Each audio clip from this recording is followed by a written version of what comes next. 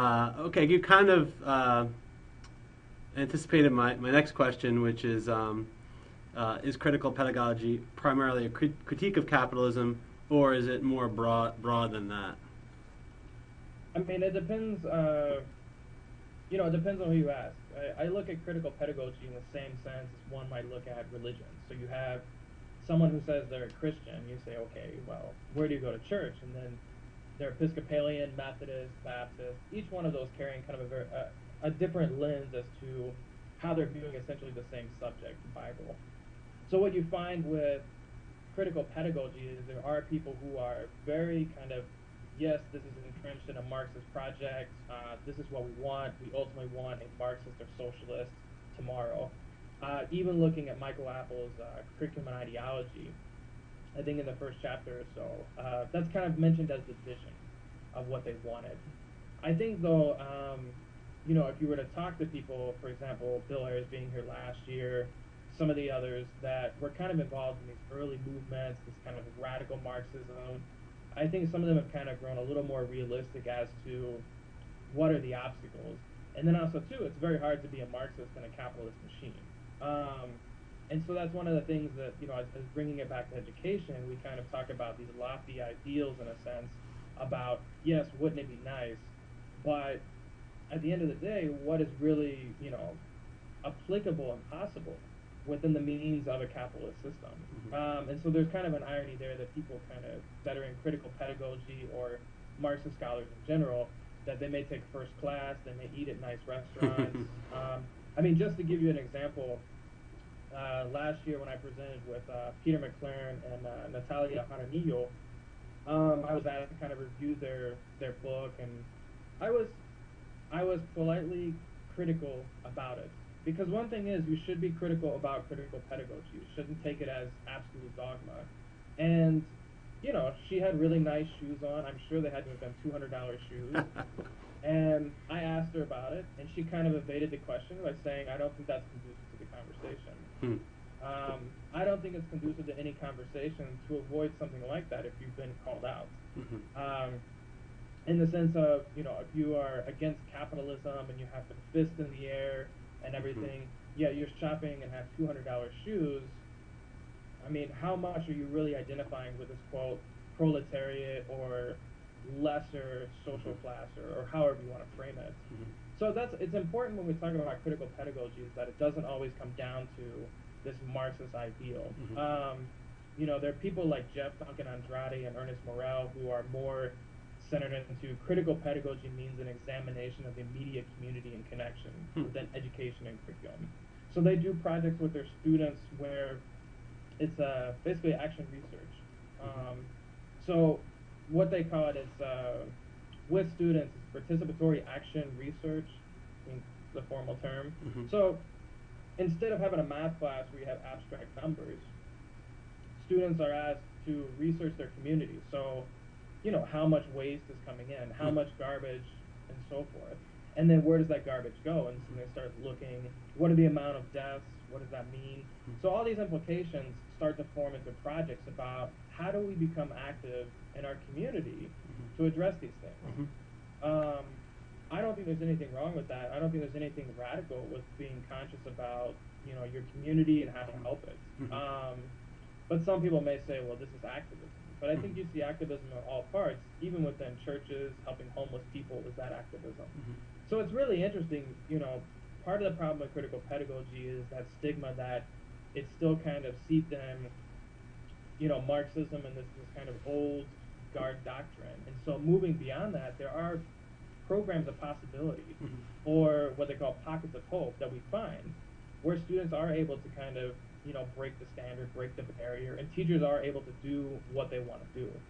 That book that Michael Apple co-edited on democratic education that I talked with you about when we saw each other last, seems like it has examples of just what you're talking about. And I didn't have my students read the whole book; they just read the intro. But I referred them to the whole book, and it has all these sort of examples of students in traditional school settings, not sort of free democratic schools like Sudbury Valley. My students are familiar with some of these schools, the more democratic schools, but students in traditional school settings doing just as you mentioned, engaging with their community and really sort of doing projects that bring them out into the community and make that connection. So, and that actually is a good segue to my next question. Well, actually, I'm going to skip my next question and go back to it, loop back to it. But how do advocates of critical pedagogy link together politics and education? And one, I think you kind of answered it, but maybe if you could talk about what is this sort of understanding of the political that critical pedagogy kind of puts forth? I mean, I think Henry Giroux says it best when he says, the political is always pedagogical, and the pedagogical is always political. And you have to realize that any time you are in front of someone influencing them, there is a politics present. The idea that we can be neutral in the classroom is a farce and stupid to, I think, anyone. And I think there's also, in critical pedagogy, there's something that's taken away by this neutrality or objectivity. Because facts aren't just facts. Every group has their own set of facts, which is always interesting. Global warming is probably the biggest example of that, where you have one group that says, yes, there's global warming, and then another group that says, no, look at our research that there isn't. And behind those, you find that there are political, economic factors at play that are kind of pushing and pulling how those results go. I lost my train of thought. Well, actually, can I just ask you a follow-up question? Because it's something that, I struggle with, and I know all professors struggle with, and it's somewhat related to the course and the book, and that is the idea of neutrality and teacher neutrality. And I know we've had discussions in the past about this, but maybe you could just talk for a minute about how to do that dance. I mean, making a classroom or a learning environment open to all views without sort of having this kind of sort of stance of neutrality and letting your own views known as a teacher and sort of navigating the complex power dynamics that go on within a learning environment where grades are involved and that sort of thing. I mean, I think honestly, it's, I would say, hard for a lot of people because it means pedagogically honing yourself and also being very careful, but you have to know your students. And I think, especially when we're looking at how to teach controversial subjects. I just had a student who wrote a paper about how she loved how her teacher didn't let her know where she was or where he was, and the fact of how he stood on different things, so they emerged and came to their own conclusions. I mean, I think I'm more in a situation where I think the way we approach students has to be changed a little bit these days, in the sense that students are no longer kind of receptive to a very passive, like, oh, what do you think? They need to be provoked. There's a lot of shock value. And the reason I say that is because of the infusion of pop culture that we see that comes into play, and pop culture and the pedagogical, in the sense that, Jersey Shore becomes very captivating. Whether you like it or not, you get sucked into it. And I think that there's something to be learned from that. And actually, the students that I talk to say, I ask, what was the teacher that had the most profound impact? And they usually say it's the one that challenged me the most, the one that I disagreed with, the one that I kept coming back to, because there was something in that. And that also pushes the person to a boundary of discomfort to where they're forced to kind of recognize, wait, I can't just go on kind of in this sublime life believing that this is that, and actually not having any answer for why I believe this or that. Mm-hmm. So when you ask a student, well, you're going to vote Romney, but why? Well, because he's Republican. Well, what does that mean? I don't know. And so those are the things that I think are, going back to critical pedagogy and kind of the whole scope of it is, that's what we're worried about. We're worried about kind of this very lethargic democratic ideal that, basically becomes a tyranny of the majority, or not even the majority, but just those who want to keep getting in there. Mm-hmm. Oh, sorry. Yeah, so it's hard because each context is very different to deal with. I would say between my experience here in New York versus teaching in Georgia, teaching in Ohio, teaching in Indiana. Very different context about how the students are receptive of a type of provocative pedagogy, a shock pedagogy, and then how much trouble you're going to get into with parents if you question anything in a sense. And I think that's the problem. I think George Carlin really points to it best when he's like, kids don't question anything more, everything does something for us.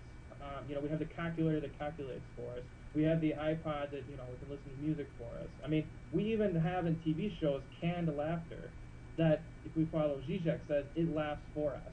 It's not a cue, it's a supplement. So all of these things I think are very interesting because we keep looking at education as almost we're 50 years behind, as if we don't see how the iPad technology and even how literacies are changing, and keeping up with those and how those interact with the political and the pedagogical. So almost the sense is that to encourage critical thought. I mean, in the sense of not critical thought just for critical thought's sake, but critical thought so that students are aware of their environment and aware of the context in which they're learning and living. Sounds like the kind of the political, the relationship between critical pedagogy and the political. I mean, just to make a note of clarification, because this happens, I mean, there's kind of a skewing of when we talk about critical thinking versus critical pedagogy. If we look at critical thinking in kind of the philosophical scope, it really is, A plus B doesn't equal C.